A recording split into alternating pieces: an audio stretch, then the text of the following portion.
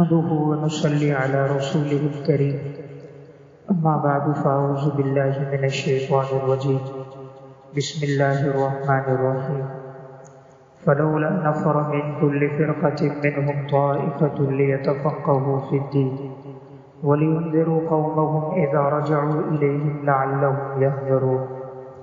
وقال النبي صلى الله عليه وسلم إنما الناس كإبل المئة لا تكاد تجد فيها راحلة، رواه البخاري.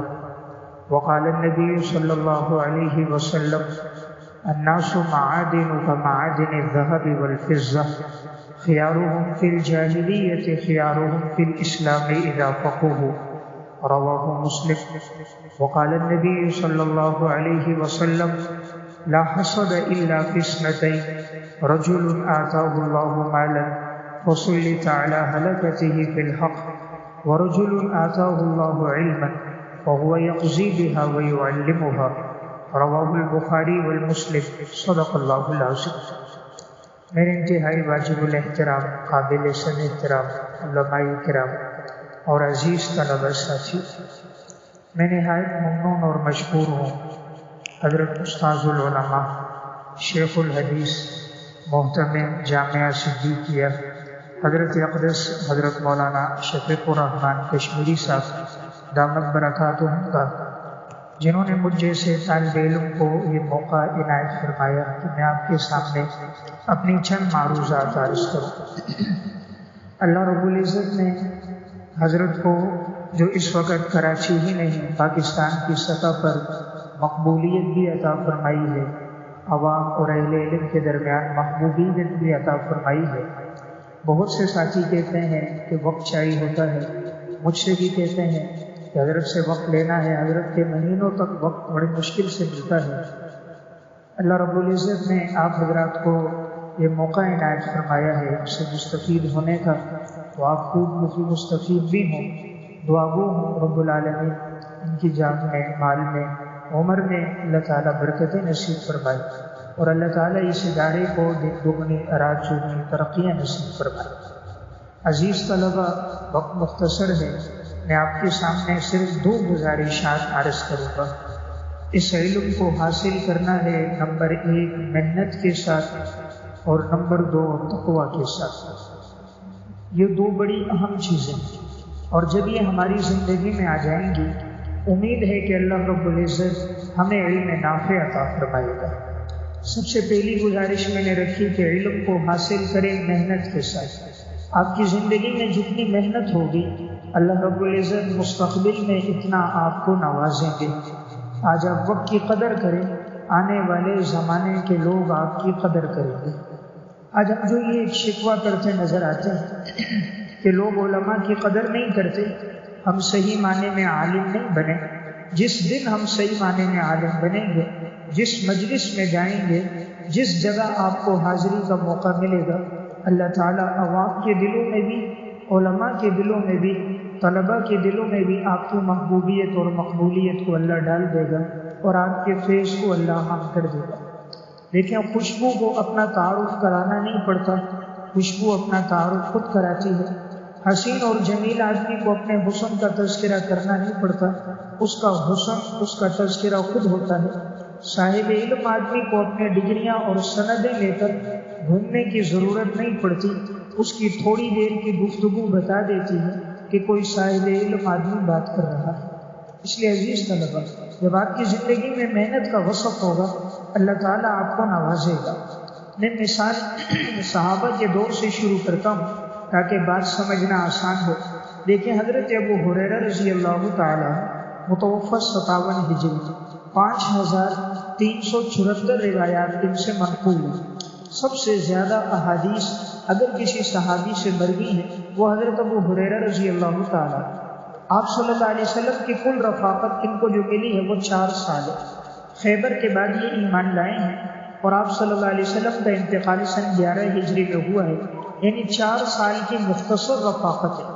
لیکن سفر اور حضر میں ہر موقع پر حضور کے ساتھ رہیں، یہاں تک کہ حالت یہ ہوتی تھی، مسند احمد میں ان کی روایت ہے، فرماتے تھے کہ بھوک کی وجہ سے میرے اوپر غشی طاری ہو جاتی تھی. لوگ یہ سمجھتے اور قریب آتے کوئی جوتا نکال کر مجھے سونگھا دیتا، اور وہ یہ سمجھتے کہ اس کو کوئی بیماری ہے، حالانکہ کوئی بیماری نہیں، بھوک کی وجہ سے میری یہ حالت ہوتی تھی۔ تو 2 دن 3 دن اس طرح ان پر گزر جاتے تھے۔ پھر انہوں نے واقعہ سنایا، فرمایا حضرت ابوبکر صدیق میرے پاس سے گزرے، میں نے ان سے مسئلہ پوچھا، مقصد تھا یہ مجھے گھر تک لے جائیں، کچھ کھلا لیں پلا لیں۔ حضرت ابوبکر صدیق رضی اللہ تعالیٰ عنہ کو معلوم نہیں تھا، تو انہوں نے مسئلہ بتایا، چلے گئے۔ حضرت عمر رضی اللہ تعالیٰ عنہ نے بھی مسئلہ بتایا، چلے گئے۔ امام الانبیاء صلی اللہ علیہ وسلم تشریف لائے، آپ صلی اللہ علیہ وسلم نے ان کے چہرے کی بھوک اور ان کی گفتگو سے آپ نے محسوس کر لیا۔ جب آپ انہیں اپنے گھر لے گئے، قصہ مختصر، آپ صلی اللہ علیہ وسلم نے دودھ کا پیالہ منگوایا، اصحاب صفہ سب کو بلایا، سب کو پلایا، حضرت ابو ہریرہ کو بھی 3 دفعہ پلایا۔ حضرت ابو ہریرہ سیر ہو گئے۔ واقعہ سنانے کا مقصد کہ کتنی مشقت کے ساتھ انہوں نے علم حاصل کیا، بھوک اور پیاس کی حالت ہوتی تھی، ان پر بے ہوشی طاری ہو جاتی تھی، پھر اللہ نے کیا مقام عطا فرمایا۔ آج حدیث کا کوئی درس ایسا نہیں ہوگا جس میں حضرت ابو ہریرہ رضی اللہ تعالیٰ عنہ کا تذکرہ نہ ہو۔ حدیث کی شاید ہی کوئی کتاب ہوگی، ہر 5ویں 6ٹھی روایت کے بعد آپ کو اگر کسی صحابی کی حدیث نظر آئے گی تو حدیث کے صفحات میں وہ حضرت ابو ہریرہ ہوں گے۔ تو جب بھی کوئی محنت کرتا ہے اللہ رب العزت اسے عزت عطا فرماتے ہیں۔ حضرت عبداللہ بن عباس رضی اللہ تعالیٰ متوفہ 68 ہجری، آپ صلی اللہ علیہ وسلم کے دور میں ان کی عمر بہت کم ہے، اس لیے محدثین نے لکھا 13 سال ان کی عمر تھی، بعض کی رائے امام حاکم کی 11 سال عمر ہے۔ تو گویا حضور کی زندگی میں ان کی عمر صرف 13 سال ہے، بہت کم عمر ہے، لیکن آج یہ رئیس المفسرین کہلاتے ہیں۔ فقہ شافعی کی بنیاد عبداللہ ابن عباس رضی اللہ تعالیٰ عنہ کے اجتہادات پر ہے۔ ان کا واقعہ امام حاکم رحمۃ اللہ علیہ متوفہ 405 ہجری نے المستدرک علی الصحیحین میں لکھا۔ حضرت عبداللہ بن عباس رضی اللہ تعالیٰ عنہ فرماتے ہیں کہ میرے ساتھ میرے ایک ساتھی تھے، وہ انصار میں سے تھے، تو میں جب علم حاصل کرنے کے لیے صحابہ کے دروازے پہ جاتا تو میں ایک کپڑا ڈال دیتا اور وہاں بیٹھ جاتا، جتنی گرد و غبار ہوتی سارے میرے کپڑوں پر میرے چہرے پہ پڑتی رہتی، میں انتظار کرتا کہ یہ صحابی گھر سے باہر آئیں گے، میں ان سے حدیثیں سنوں گا، میں ان سے مسائل پوچھوں گا۔ تو میرا وہ جو ساتھی تھا وہ کہتا تھا تم کیا سمجھتے ہو کہ ایک وقت آئے گا لوگ تم سے بھی علم سیکھیں گے، یعنی ہم سے اور تم سے کوئی نہیں سیکھتا، یہی بڑے صحابہ کبار لوگ موجود ہیں، لوگ انہی سے حاصل کریں گے۔ فرمایا جب میں نے اتنی محنت اور مشقت سے علم حاصل کیا، پھر ایک وقت آیا جب میرا حلقہ درس لگا اور سینکڑوں لوگ میرے درس میں ہوتے تھے، وہی انصاری میرے درس کے قریب سے گزرا، کہا عقل مند اور دانا کوئی تھا تو یہ نوجوان تھا کہ اس نے اس وقت محنت کی اور آج اللہ نے اس کو اتنی عزت عطا فرما دی کہ اس کا حلقہ درس مدینہ میں معروف ہے۔ تو دیکھیں علم کو محنت کے ساتھ حاصل کیا، ایک ایک دروازے پہ گئے، بھوک پیاس تکلیف برداشت کی، گرد و غبار ان کے کپڑوں اور چہروں پہ لگا، دروازے کے چوکھٹوں کے قریب بیٹھ گئے، لیکن اللہ نے بعد میں عزت دی۔ العلم فیہ عز لا ذل فیہ ولکن یحصل بالذل لا عز فیہ۔ علم میں عزت ہی عزت ہے، ذلت کوئی نہیں، لیکن یہ حاصل بڑی ذلتوں اور مشقتوں سے ہوتا ہے۔ جتنی محنت سے آپ علم حاصل کریں گے اللہ رب العزت مستقبل میں اتنی آپ کو عزتیں عطا فرمائے گا۔ آج ہم 4 سال پڑھ لیتے ہیں لیکن اس فن میں ہمیں گہرائی حاصل نہیں ہوتی۔ علم نحو ہمارا شروع ہوتا ہے اولا سے، رابعہ تک چلتا ہے، لیکن جامع پڑھنے کے بعد کوئی ہم سے پوچھتے ہیں مفعول معہو کی تعریف کیا ہے، ذوالحال کی تعریف کیا ہے، استثناء متصل اور منقطع کے درمیان فرق کیا ہے، تعریف کیا، ہم نہیں بتا پاتے۔ سلف کی کیا زندگی تھی، وہ ایک ایک رات میں اس علم کو پورا حاصل کرتے تھے۔ میں 2 واقعات عرض کروں گا جنہوں نے ایک رات میں اس پورے علم کو حاصل کیا۔ علامہ ابن جریر طبری رحمۃ اللہ علیہ متوفہ 310 ہجری، یہ وہی ہیں جن کی تاریخ طبری ہے 16 جلدوں میں، تفسیر طبری اس وقت چھپی ہوئی ان کی 14 جلدوں میں، تہذیب الاثار ان کی 4 جلدوں میں۔ ان کا واقعہ علامہ یعقوب حموی رحمۃ اللہ علیہ نے معجم الادباء میں ذکر کیا۔ فرماتے ہیں ایک دفعہ ایک شخص ان کے پاس آیا اور علم عروض کا ایک مسئلہ ان سے پوچھا، تو یہ کہتے ہیں میں نے دل میں کہا میں نے تو آج تک علم عروض کی کوئی کتاب نہیں پڑھی اور میں اس سے واقف نہیں ہوں، تو میں نے اس سے کہا میں آج اس پر گفتگو نہیں کرتا، میں کل آپ کے سامنے اس مسئلے پہ بات کروں گا، تم کل آ جانا۔ کہتے ہیں وہ چلے گئے۔ میں نے اسی وقت امام خلیل بن احمد رحمۃ اللہ علیہ متوفہ 170 ہجری، کہ جو علم عروض کے بانی ہیں تو میں نے ان کی کتاب العروض منگوائی. یہ فن عروض پر سب سے پہلی تصنیف یہی ہے. فرمایا میں نے رات کو منگوائی، ساری رات میں نے اس کتاب کو پڑھا، اس کے جتنے اصول اور قواعد تھے میں نے اس کو زبانی یاد کر دیا، جتنی امثلہ تھی میں نے اس کو یاد کر دیا. صبح وہ شخص آیا، اس نے مجھ سے علم عروض کے بارے میں پوچھا، میں نے جوابات دیے. اس نے اشکالات کیے، میں نے ان کے جوابات دیے. تو آگے ایک جملہ تھا کہ ایک رات پہلے تک میں علم عروض سے جاہل تھا اور ایک رات بعد تک میں اس وقت علم عروض کا عالم ہوں. یعنی صرف ایک رات میں انہوں نے علم عروض کے فن کو حاصل کیا. حالانکہ کتنا مشکل فن ہے یہ، اور انہوں نے صرف ایک رات میں حاصل کیا. ایسے ائمہ بھی گزرے جنہوں نے ایک ایک رات میں پورا فن علم تعبیر انہوں نے حاصل کیا. امام ابو بکر بن عباری رحمۃ اللہ علیہ متوفی 328 ہجری، یہ سنت کے وہ انسان ہیں جنہیں 3 لاکھ اشعار زبانی یاد تھے. ان کا واقعہ ذکر ہے انباء الروات علی ابناء النحات میں جمال الدین قفطی رحمۃ اللہ علیہ نے ذکر کیا. ایک شخص ان کے پاس آیا، ان سے خواب کی تعبیر پوچھی تو انہوں نے کہا میں کل آپ کو بتاؤں گا. فرماتے میں سوچنے لگا کہ علم تعبیر کا علم تو میرے پاس نہیں ہے. عوام کی نظر اس پر ہوتی ہے کہ وہ بڑا عالم اس کو سمجھتے ہیں جس کو تقریر آئے، تعبیر آئے، تعویذ کر سکے. تینوں کے شروع میں تا ہے، وہ سمجھتے ہیں وہ بڑا عالم ہے جس میں یہ تینوں باتیں ہوں. تو ان سے جب خواب کی تعبیر پوچھی تو یہ نہ بتا سکے. انہوں نے کہا میں کل بتاؤں گا. کہتے میں نے علامہ جرجانی رحمۃ اللہ علیہ کی اور علامہ کرمانی کی کتاب منگائی اور الاشارات فی علم العبارات منگوائی، اور میں ساری رات اس کو مطالعہ کرتا رہا. صبح وہ آیا، اس نے مختلف خواب پوچھے، میں نے ان کو تعبیرات بتائی. تو ابو بکر بن عباری کا جملہ تھا کہ ایک رات پہلے تک میں اس فن سے جاہل تھا اور ایک رات کے بعد الحمدللہ میں اس فن کا عالم ہوں. یعنی ان لوگوں نے ایک ایک رات میں پورے فن کو حاصل کیا. اور ہماری عمریں گزر جاتی ہیں لیکن اس علم میں ہمیں عمق حاصل نہیں ہوتا. اس کی بنیادی وجہ کیا ہے؟ ہم نے محنت نہیں کی. جس طرح کی محنت چاہیے اس محنت میں ہماری کمی ہے. عزیز طلبہ، اگر آپ کی زندگی میں محنت کا وصف ہوگا، یہ علم ایک ایسا کمال ہے جو انسان کے فطرتی عیوب پہ پردہ ڈال دیتا ہے. اگر انسان میں بہت سے عیوب ہیں، مثلا ایک ایسا ہے قد کے اعتبار سے چھوٹا ہے، بظاہر خوبصورت نہیں ہے، بہت سے فطرتی اس میں عیوب ہیں، لیکن علم کا کمال ہے، یہ سارے عیوب اس کے چھپ جائیں گے، یہ کمال سب پہ پردہ ڈال دے گا. امام جاہز رحمۃ اللہ علیہ متوفی 255 ہجری، یہ بظاہر اتنے بدصورت تھے کہ لو کان الخنزیر مسخا ثانیا لکان اجمل من جاہز. کتاب الحیوان کے مقدمے میں محقق نے یہ جملہ ان کے حالات میں لکھا کہ اتنا مشہور تھا لوگوں کے درمیان کہ معاذ اللہ اگر خنزیر کو مسخ کر دو تو خنزیر اس سے زیادہ خوبصورت ہے یا اس سے زیادہ بدصورت ہے.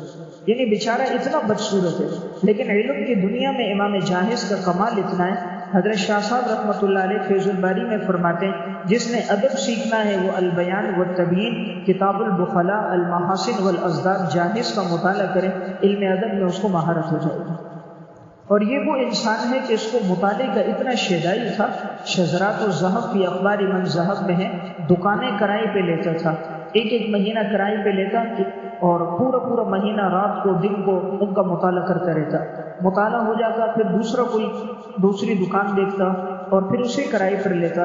ساری زندگی اس نے اسی طرح گزار دی. اتنی گنجائش نہیں تھی کہ یہ اپنے لیے پوری باقاعدہ کتابیں خرید سکے.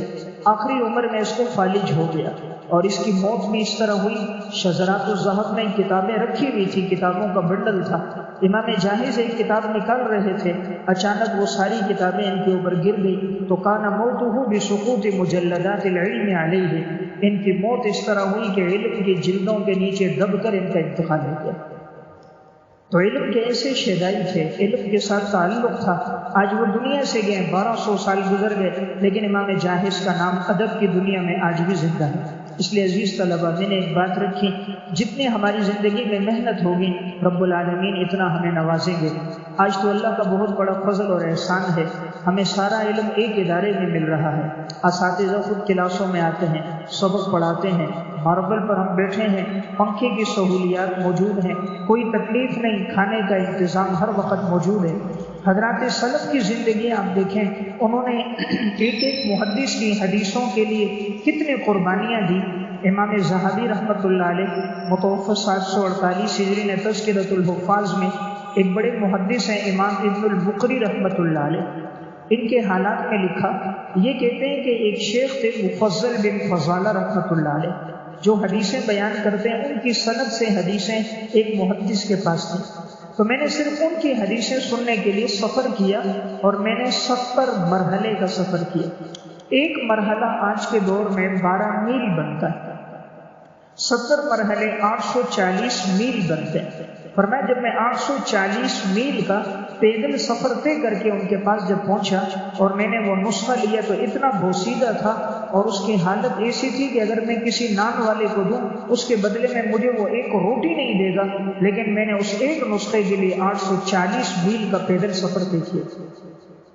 جب علم کی ایسی طلب ہوتی ہے، رب العالمین بھی تو دیکھتا ہے، اللہ جب دیکھتا ہے اس کے دل میں علم کا شوق ہے، محنت کا جذبہ ہے، اللہ رب العزت نوازتا ہے۔ امام ذہبی رحمۃ اللہ علیہ نے محمد بن واحد بن عبد الوہاب اصبہانی رحمۃ اللہ علیہ متوفی 513 ہجری کے حالات میں لکھا، یہ سمت کے وہ انسان ہیں، امام ذہبی نے 130 شہروں کے نام لکھے، 130، اس نے 130 شہروں کا سفر کیا تھا 17 سال کے عرصے۔ وہ تمام نام ہیں، بلخ بھی گیا، ہرات بھی گیا، کرمان بھی، جرجان بھی، نیسابور بھی، مکہ بھی، مدینہ بھی، کوفہ بھی، بصرہ بھی، سمرقند بھی، 130 شہر ہیں۔ ہم نام لیتے لیتے پڑھتے پڑھتے تھک جاتے ہیں، لیکن اس مرد قلندر نے ان کے سفر کرتے ہوئے پیدل یہ تھکا نہیں۔ 130 شہروں کا سفر انہوں نے اکیلے طے کیا۔ تب اللہ نے ان کو یہ مقام عطا فرمایا کہ 2 لاکھ حدیثوں کے یہ حافظ بنے۔ ذہبی نے تذکرہ میں پھر ان کا تذکرہ کیا۔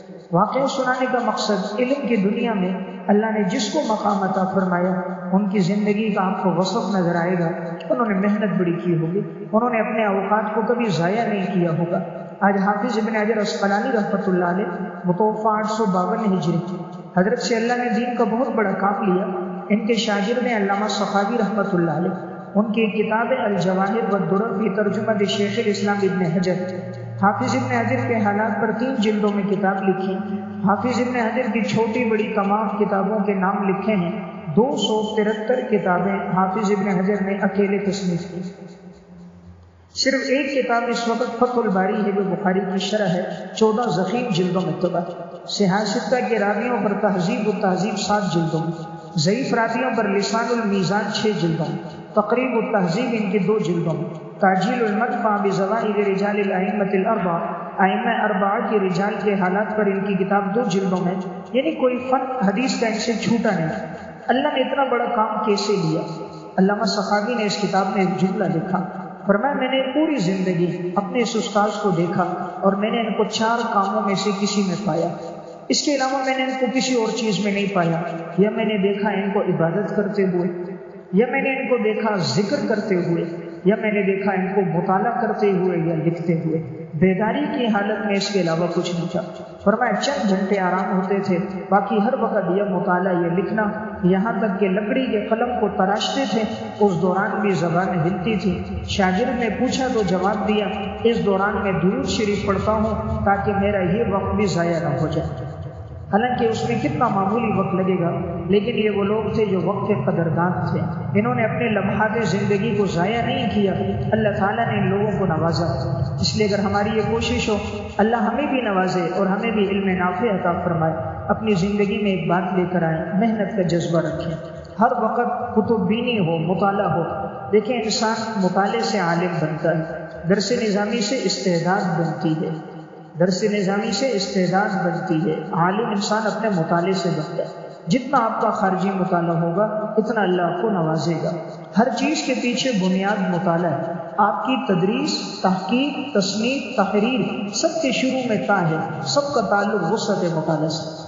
آپ کا مطالعہ وسیع ہوگا، آپ کی تحریر بھی اچھی ہوگی، تقریر بھی اچھی ہوگی، آپ کی تدریس بھی اچھی ہوگی، آپ کی تصنیف اور تحقیق بھی اچھی ہوگی۔ لیکن جب مطالعہ ہی وسیع نہیں ہوگا تو انسان کیا بات بیان کرے گا؟ آج علم کی دنیا میں امام العصر علامہ انور شاہ کشمیری رحمۃ اللہ علیہ متوفی 1352 ہجری کا اگر نام ہے تو حضرت کی زندگی کا سب سے بڑا اہم بنیادی وصف وسعت مطالعہ۔ نفحۃ الانور فی حیات شیخ الانور میں علامہ محمد یوسف بنوری رحمہ اللہ لکھتے ہیں، حضرت شاہ صاحب فرماتے تھے میں 200 صفحات یومیہ مطالعہ کرتا ہوں۔ 200 صفحات یومیہ. حضرت نے فتح الباری جو ہے فرمایا کہ میں نے یہ 14 جلدیں صرف 20 دنوں میں مطالعہ کی. 20 دن میں پوری فتح الباری پڑھی. حضرت کا مطالعہ بھی کوئی اخباری اور سرسری مطالعہ نہیں ہوتا تھا، ایسا عمیق مطالعہ تھا. حضرت بنوری رحمہ اللہ فرماتے ہیں درس کے دوران فتح القدیر کی عبارت زبانی شروع کر دی. میں نے بعد میں پوچھا حضرت رات کو مطالعہ کیا تھا؟ مسکراتے ہوئے کہا نہیں، 26 سال پہلے ایک جگہ ٹھہرا تھا، وہاں فتح القدیر پڑھی ہوئی تھی، وہاں میں نے پورا مطالعہ کیا تھا، تو آج ضرورت پڑی ہے وہ عبارت تمہیں سنا رہا. 26 سال بعد کا مطالعہ سنا رہے ہیں تو یہ تبھی زندگی میں ہوگا جب مطالعے میں وسعت ہوگی. آج دیکھیں علامہ ابن جوزی رحمۃ اللہ علیہ متوفہ 597 ہجری، اللہ تعالیٰ نے ان سے بہت بڑا دین کا کام لیا. علامہ ابن جوزی سے ان کی کتاب سعید الخاطر انہوں نے اپنے حالات پہ لکھی. اس میں ایک جملہ ہے انی طالعت 20,000 مجلدۃ فی طلب العلم، کہ میں نے طالب علمی کے زمانے میں 20,000 کتابوں کا مطالعہ کیا. اب یہ بات ہمیں تو بظاہر نہیں سمجھ آتی کیسے کیا ہوگا، لیکن اس کو سمجھیں. اس دور میں جو تحریر تھی وہ طول میں لکھی جاتی تھی، عرض میں نہیں ہوتی. صفحے کے ایک طرف میں لکڑی کے قلم سے لکھا جاتا تھا، عموماً دوسرا صفحہ خالی ہوتا تھا، الفاظ بڑے بڑے ہوتے تھے. آج جو کام ہماری پوری جلد میں چھپ رہا ہے، اس دور کی جو جلد تھی وہ مواد 20 صفحوں میں، یعنی آج جو 20 صفحوں میں کمپیوٹرائز کام ہو رہا ہے وہ اس دور کی ایک جلد میں کام ہوتا تھا. اس اعتبار سے انہوں نے 20,000 جلدوں کا طالب علمی کے دور میں مطالعہ کیا. پھر اللہ نے ان کو ایسا نوازا، شیخ عبد الحمید علوجی کی کتاب مؤلفات ابن الجوزی، ان کی کتابوں کے نام لکھے ہیں 519 کتابیں علامہ ابن جوزی رحمہ اللہ نے اکیلے تصنیف کی. 519، جن میں ایک صرف تاریخ پر المنتظم فی تاریخ الامم والملوک، حضرت آدم علیہ السلام کے دور سے شروع کیا ہے، 590 ہجری تک کی تاریخ لکھی 18 جلدوں میں سن ہجری کی ترتیب پر. موضوع روایات پر سب سے پہلا آپ کا کام ہے الموضوعات 4 جلدوں میں، العلل المتناہیہ فی الاحادیث الغاہیہ حضرت کی 2 جلدوں میں، قرآن کی تفسیر زاد المسیر فی علم تفسیر 7 جلدوں میں، تذکرۃ الغریب فی تفسیر الغریب پوری ایک جلد قرآن کریم کے مشکل الفاظ میں، یعنی کوئی فن ان سے چھوٹا نہیں. تو یہ زندگی میں تمام وہ لوگ تھے جنہوں نے اپنے کسی لمحے کو ضائع نہیں کیا تھا. میں ماضی قریب میں ایک مثال عرض کروں. شیخ عبدالحق محدث دہلوی رحمہ اللہ متوفہ 1052 ہجری، نزہۃ الخواطر میں ہے، خاص ساری رات میں مطالعہ کرتا تھا. میرے والد کبھی اٹھ جاتے والدہ اور وہ میرا دیا بجھا دیتے کہ عبدالحق آرام کرو. میں کہتا نہیں، میں مطالعہ کروں گا. پھر مطالعہ شروع کر دیتا. لیٹتا مجھے نیند نہیں آتی، میں مطالعہ کرتا رہتا. کہ اللہ نے جو مجھے بعد میں نوازا، اخبار الاخیار میں اپنے حالات میں کہا یہ سب اس مطالعے کی برکت ہے جو میں نے طالب علمی کے دور میں کیا. اس لیے بننے کا زمانہ طالب علمی کا دور ہے. آپ نے جو مطالعہ اس وقت کیا، کتابوں کو آپ نے سمجھا، درس نظامی میں پختگی حاصل کی، ساری زندگی آپ کو فائدہ ہوگا. شاہ عبدالعزیز محدث دہلوی رحمہ اللہ متوفہ 1339 ہجری فرماتے میں نے طالب علمی کے دور میں اپنے والد شاہ ولی اللہ محدث دہلوی کے کتب خانے کا مطالعہ کر لیا تھا. طالب علمی کے دور میں اپنے والد کے کتب خانے کا میں نے مطالعہ کر لیا تھا. پھر اللہ تعالیٰ نے ایسے علوم عطا فرمائے. شاہ صاحب رحمۃ اللہ علیہ کہتے ہیں کہ جو تفسیر عزیزی ہے اگر یہ مکمل ہو جاتی، قرآن کریم میں اس سے اچھی تفسیر کوئی نہ ہوتی. کہ انہوں نے تمام چیزوں کو، علوم اور فنون سب کو شاہ عبدالعزیز نے تفسیر عزیزی میں جمع کر دیا. روایات کی حد تک تو تحقیق کی ضرورت ہے، اس کے علاوہ علوم اور مواد کے لحاظ سے، فنون کے لحاظ سے بڑی جامع تفسیر ہے. تو میں عرض یہ کر رہا تھا، اللہ تعالیٰ نے اسلاف میں جس کو نوازا اس کی زندگی کا ایک وصف میں نے آپ کے سامنے رکھا ہے، وہ وصف تھا محنت. دوسری بات عرض کر کے بات سمیٹتا ہوں، وہ ہے تقویٰ. عزیز طلبہ، یہ دین کا علم ہے. جتنا آپ کی زندگی میں تقویٰ ہوگا اللہ تعالیٰ آپ کو اتنا نوازے گا. دیکھیں، علم کے لیے سب سے بڑی آفت نسیان ہے. نسیان کا سب سے بڑا سبب معصیت ہے. علم کے لیے سب سے بڑی آفت نسیان ہے، اور نسیان کا سب سے بڑا سبب معصیت ہے. جب اللہ نہ کرے زندگی میں بدنظری آ جائے اور انسان گناہوں میں وقت گزار دے، فرائض کا اہتمام نہ کرے اور ٹچ موبائل پر وہ غیر منفی چیزوں پہ دیکھتے دیکھتے اپنا وقت گزار دے، انٹرنیٹ اور فیس بک پہ، تو پھر اللہ تعالیٰ اسے علم نافع نہیں عطا فرماتی. آدمی پڑھ لیتا ہے لیکن پھر اسے یاد نہیں رہتا. امام شافعی رحمہ اللہ امام مالک کے پاس جب گئے، بڑی کارآمد انہوں نے ایک نصیحت کی تھی. یہ واقعہ علامہ ابن قیم رحمۃ اللہ علیہ متوفہ 791 ہجری کی الداء والدواء میں ہے. امام شافعی جب مدینہ پہنچے ہیں 10 سال عمر، 7 سال کی عمر میں انہوں نے قرآن حفظ کیا ہے، 10 سال کی عمر میں انہوں نے موطا مالک حفظ کیا۔ جب یہ درس میں پہنچے کاغذ قلم نہیں تھا تو تنکا لیتے تھے، لعاب لگا کر امام مالک رحمہ اللہ کے نقوش لکھتے تھے۔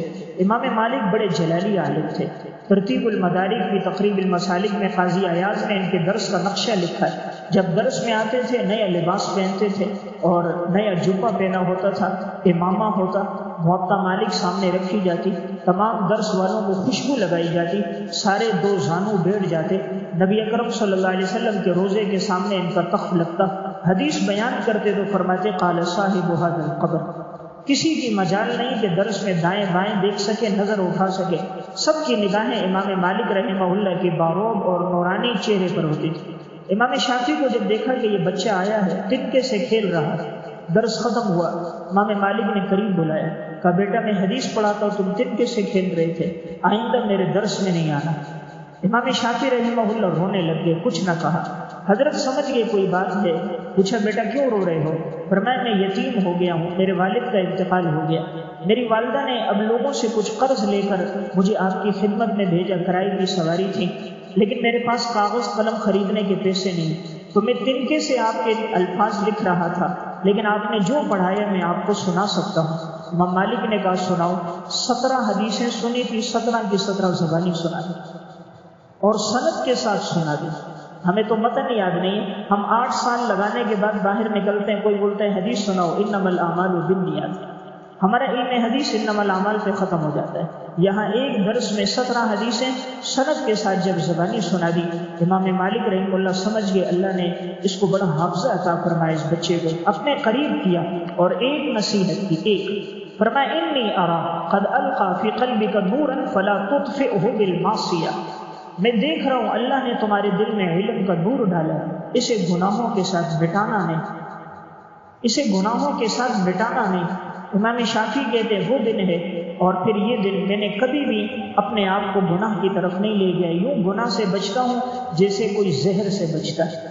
دیکھیں گناہ کی مثال زہر ہے، یہ کم بھی نقصان دیتی ہے، زیادہ بھی نقصان دیتی ہے۔ گناہ کی مثال بچھو ہے، چھوٹا بھی ڈستا ہے اور اگر بچھو بڑا ہو بھی ڈس مارتا ہے۔ گناہ کی مثال سانپ ہے، یہ چھوٹا ہو یہ تب بھی انسان کو نقصان دیتا ہے، بڑا ہو تب بھی نقصان دیتا ہے۔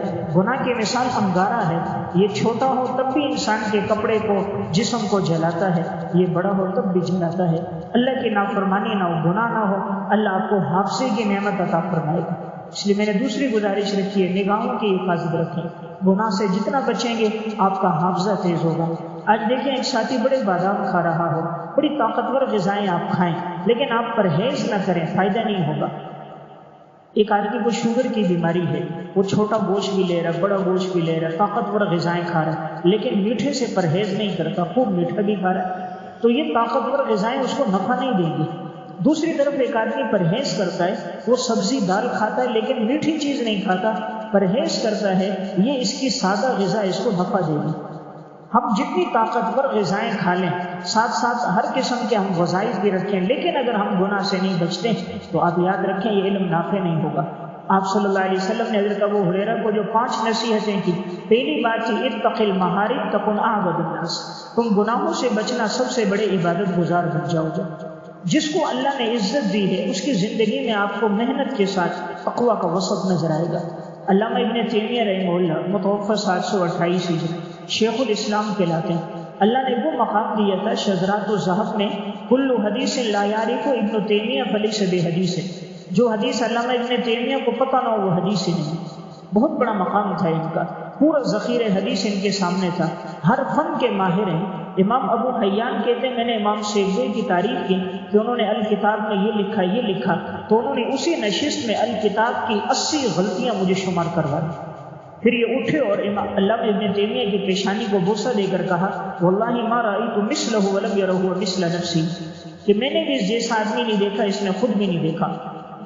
اللہ نے ان کو یہ کمال کیسے دیا وہ بات میں آگے عرض کر رہا ہوں۔ ان کے شاگرد علامہ ابن عبدالہادی حنبلی، ان کی کتاب العقود الدریہ فی ترجمہ شیخ الاسلام احمد ابن تیمیہ، اس میں لکھا علامہ ابن تیمیہ ایک ہفتے میں پورا قرآن پڑھتے تھے، زندگی بھر منزل کے اعتبار سے چلتے تھے، 3 سپارے تہجد کی نماز میں پڑھا کرتے تھے۔ فجر کی نماز کے بعد سے لے کر اشراق تک فرماتے تھے یہ میرا ناشتہ ہے۔ فجر کی نماز پڑھتے تھے، اس کے بعد 2.5 سے 3 سپارے تلاوت، پھر ذکر اذکار، اور پھر اشراق کی نماز پڑھ کر آتے تھے۔ فرمایا جس دن میرا یہ ناشتہ ہوتا ہے اللہ رب العزت میرے وقت میں برکت ڈال دیتا ہے۔ اس لیے آپ عہد کریں فجر کے بعد سوئے نہیں، یہ بڑا بابرکت وقت ہے۔ حضور نے دعا فرمائی اللہم بارک لامتی فی بکورہا، فجر کے بعد آپ تلاوت کریں۔ غیر حافظ ہیں تو قرآن کریم حفظ کریں، دورے تک انشاءاللہ آپ حافظ بن جائیں گے۔ حفظ حدیث اس وقت کریں، اللہ سے مانگیں۔ یہ وقت اگر آپ کا کارآمد ہوگا پورا دن آپ کا اچھا گزرے گا۔ جب آپ ابتدائی وقت ضائع کر دیتے ہیں، سارا دن سستی اور کاہلی میں گزر جاتا ہے، اللہ پڑھنے کی توفیق نہیں دے گا۔ اس لیے اللہ کا ابن تیمیہ کی میں بات عرض کر رہا تھا، فرمایا یہ میرے صبح کا ناشتہ ہوتا ہے۔ آگے ایک جملہ تھا كنت اذهب الى المساجد المهجوره وامرغ وجهي في التراب واقول يا معلم آدم وابراہیم علمنی، ویران مسجدوں میں جا کر میں پیشانی رگڑ کر اللہ سے مانگتا ہوں اے اللہ آپ نے حضرت آدم کو اور حضرت ابراہیم علیہ السلام کو علم دیا تو مجھے بھی عطا فرما۔ پھر اللہ تعالیٰ نے خوب علم عطا فرمایا۔ اس لیے ہر عالم کی زندگی کا آپ کو وصف تعلق مع اللہ، جتنا تعلق ہوگا اللہ علم وہاں بھی دے گا، علم کے دروازے کھول دے گا۔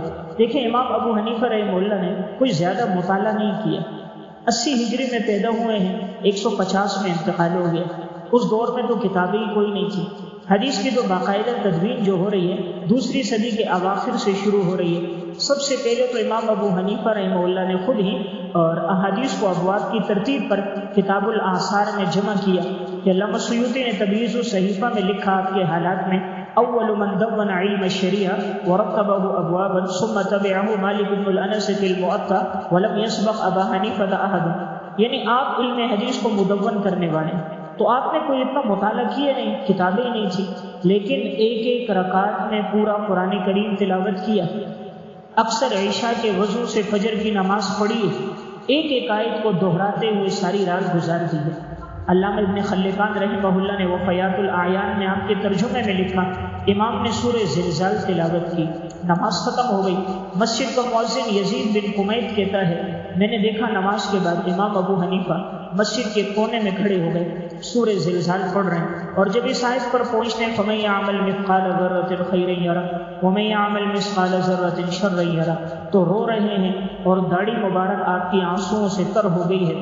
فرمایا میں کافی دیر انتظار میں تھا آپ کی نماز پوری ہو جائے تاکہ آپ نکلیں، میں دیا بجھاؤں، مسجد کا دروازہ بند کروں، کافی دیر ہو گئی آپ کے نوافل پورے نہ ہوئے۔ مؤذن کہتا ہے میں دروازہ بند کر کے چلا گیا، فجر کی اذان دینے کے لیے جب آیا امام ابو حنیفہ رحمہ اللہ اسی جگہ کھڑے تھے اور یہی 2 آیتیں پڑھ رہے تھے اور آپ کا اگلا دامن آنسوؤں سے تر ہو گیا۔ اللہ نے ویسے امام اعظم نہیں بنایا، آج 44 کروڑ 56 لاکھ انسان اس کے ویسے مقلد نہیں، آج پوری دنیا کے مسلمانوں میں 2/3 لوگ امام اعظم ابو حنیفہ کے فقہ پر ویسے نہیں چل رہے، ان کا اللہ سے تعلق تھا، زندگی تقویٰ میں گزری تھی، تب رب العالمین نے مقام دیا، ایک ایک رمضان کے مہینے میں 62 قرآن کریم کو تلاوت کر کے جاتے۔ یہ علم کے دروازے جو کھلتے ہیں یہ تقویٰ سے کھلتے ہیں۔ ایک بات یاد رکھنا، کبھی دل میں یہ نہیں لانا میں یہ کام کرتا نہیں، میں یہ پڑھتا نہیں، میں مطالعہ نہیں کرتا، میں لکھتا نہیں، یہ سب اللہ کی توفیق سے ہوتا ہے۔ فَكُلٌّ مُيَسَّرٌ لِمَا خُلِقَ لَهُ، اللہ نے جس کو جس کام کے لیے پیدا کیا ہوتا ہے پھر اللہ اس کے لیے وہ کام آسان کر دیتا ہے، پھر اللہ اس کے لیے اسباب پیدا کر دیتا ہے، لیکن یہ اللہ سے مانگنا پڑتا ہے۔ آج دیکھیں امام بخاری رحمہ اللہ کا کتنا بڑا مقام ہے، ان کی کتاب اصح الکتب بعد کتاب اللہ کہلاتی ہے، لیکن امام بخاری کا تعلق معاملہ بھی تو دیکھیں کتنا ہے، سحری کے بعد تلاوت شروع کرتے ہیں، افطاری تک قرآن پورا ہو جاتا ہے۔ زندگی بھر جتنے محدثین اکثر میں نے حالات پڑھے، یہ لوگ تلاوت بہت کرتے تھے، قرآن بہت پڑھتے تھے۔ امام وکیع بن جراح صفت الصفوہ میں روزانہ ایک قرآن پڑھتے تھے۔ امام ذہبی فن اسماء الرجال کے امام 3 دن میں ایک کا قرآن پورا ہو جاتا تھا، 10 سپارے یومیہ۔ حافظ ابن حجر رحمہ اللہ روزانہ ایک منزل پڑھا کرتے تھے۔ امام ابو یوسف قاضی القضات ہیں، تذکرۃ الحفاظ میں 200 رکعت یومیہ پڑھتے تھے۔ آج ہم تو فرض نماز میں سستی کر رہے ہیں، قاضی القضات چیف جسٹس 200 رکعت ذہبی جیسا محقق لکھتا ہے وہ یومیہ پڑھا کرتے تھے۔ زین العابدین رحمہ اللہ تذکرہ میں بات ہے، محقق عالم لکھتے ہیں 1000 رکعت نوافل یومیہ پڑھتے تھے۔ اللہ تعالیٰ نے لوگوں کے وقت میں برکت ڈالی، ان کے دل میں عبادت کا شوق ڈال دیا۔ عبادت کا جذبہ ڈال دیا، وہ گناہ سے بچنے والے لوگ تھے۔ امام بخاری کی زندگی بھی اسی تقویٰ میں گزری۔ دیکھیں اللہ تکلیف کے بعد راحت ضرور لاتا ہے۔ یہ امام بخاری ہیں، سیر و اعلام نبلاء میں ہے۔ ایسے حالات ان پر آئے، فرمایا میں جب آدم بن ابی ایاس کے درس میں آتا تھا 3 دن گزر گئے تھے، میرے پاس کھانے کے لیے کچھ نہیں تھا، میں درخت کے پتے توڑتا تھا، اسے پانی سے دھو کر میں کھاتا تھا۔ امام بخاری 3 دن پتے کھائیں۔ فرمایا جب چوتھا دن آیا، ایک آدمی تھیلی لے کر آیا دینار کی بھری ہوئی، مجھے کہنے لگا انفق علی نفسک، میں نے لیا تو اس میں 2000 دینار تھے۔ اللہ تکلیف کے بعد راحت لائے گا، آپ محنت کریں گے اللہ بعد میں آپ کو عزت دے گا، مستقبل میں اللہ رب العزت دے گا۔ تو جس کو اللہ نے عزت دی ہے اس کی زندگی کا وصف محنت تھی، اس کی زندگی کا وصف تقویٰ تھا۔ 2 واقعات سنا کے بعد سمیٹتا ہوں۔ دیکھیں آج اللہ نے ہدایہ کو بڑی قبولیت عطا فرمائی۔ قرآن کریم اور بخاری کے بعد ہدایہ کا بہت بڑا نام ہے۔ حضرت شاہ صاحب رحمہ اللہ جیسا انسان کہتا ہے میں فتح القدیر لکھ سکتا ہوں لیکن میں ہدایہ کے چند سطریں بھی نہیں لکھ سکتا۔ جو لوگ شاہ صاحب کی وسعت علم سے، عمیق مطالعے سے، آپ کی زندگی سے واقف ہیں، انہیں معلوم ہے کتنا گہرا جملہ کہہ کر چلے گئے۔ لیکن صاحب ہدایہ نے اس کتاب کو کیسا لکھا؟ علامہ اکمل الدین بابرتی نے العنایہ فی شرح الہدایہ میں اور مفتاح السعادہ میں بھی واقعہ ہے، 13 سال کے عرصے میں انہوں نے ہدایہ کو لکھا ہے۔ اور وکان صائما فی تلک المدت، پوری اس مدت میں یہ روزے کی حالت میں ہوتے تھے۔ وکان یجتہد الا یطلع علی صوم احد، اور ان کی پوری کوشش ہوتی تھی کوئی بھی میرے عمل پر واقف نہ ہو۔ خادم خاص کھانا رکھتا چلا جاتا، کسی کو کھلا دیتے۔ خادم خاص کو صرف پتہ تھا، باقی کسی کو پتہ نہیں تھا۔ ان کو قسم دی تھی کسی کو میری زندگی میں بتانا نہیں۔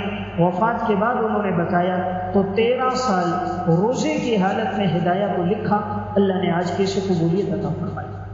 تو صرف محنت بھی کافی نہیں ہے، محنت کے ساتھ ساتھ آپ کا اللہ سے تعلق بھی جتنا مضبوط ہوگا، اللہ تعالیٰ آپ کے لیے علم کی راہیں کھول دے گا۔ حضرت مولانا موسیٰ روحانی بازی رحمۃ اللہ علیہ ماضی قریب کے عالم گزرے ہیں، اللہ نے ان کو بڑا علم عطا فرمایا، تعلق میں اللہ بہت تھا۔ انتقال بھی ان کا تحیات میں بیٹھے تھے، تشہد کی حالت میں انتقال ہوا۔ صاحب کشف آدمی تھے، جب روحانیت غالب ہوتی ہے اللہ دنیا کی حقیقت آنکھوں کے سامنے لے آتا ہے۔ جب روحانیت غالب ہو جاتی ہے پھر اللہ کے علاوہ کسی چیز میں دل ہی نہیں لگتا۔ اللہ نے ان کو پھر ایسا علم دیا، ان کی زندگی کا وسط تھا یومیہ 1000 دفعہ درود شریف پڑھتے تھے، 3000 دفعہ سبحان اللہ الحمدللہ اللہ اکبر، یومیہ کی تلاوت ایک منزل۔ اللہ نے پھر ایسا علم ان کے لیے کھولا، ان کی ایک کتاب فتح العلیم بحل اشکال تشبیہ العظیم کما صلیت علی ابراہیم، صرف ایک سوال کے 191 جوابات دیے۔ کما صلیت میں جو تشبیہ ہے کہ مشبہ بھی کا مقام افضل ہوتا ہے مشبہ سے، تو ابراہیم علیہ السلام کا مقام حضور سے افضل ہوگا۔ 191 جوابات ایک بات کے دیے، صرف ایک لفظ کی تحقیق پر پوری کتاب النجم الصعب فی مباحث اما بعد، فتح اللہ بخصائص اسم اللہ، لفظ اللہ کی تحقیق پر پوری مستقل کتاب ہے۔ تو یہ تمام وہ لوگ تھے جن کی زندگی میں وسط تعلق مع اللہ تھا۔ اس لیے عزیز طلبہ یہ 2 باتیں اپنی زندگی میں لے کر آئیں، اللہ تعالیٰ آپ کو نوازے گا، اللہ ہم سب کو علم عمل کرنے کی توفیق عطا فرمائے۔ وآخر دعوانا الحمدللہ۔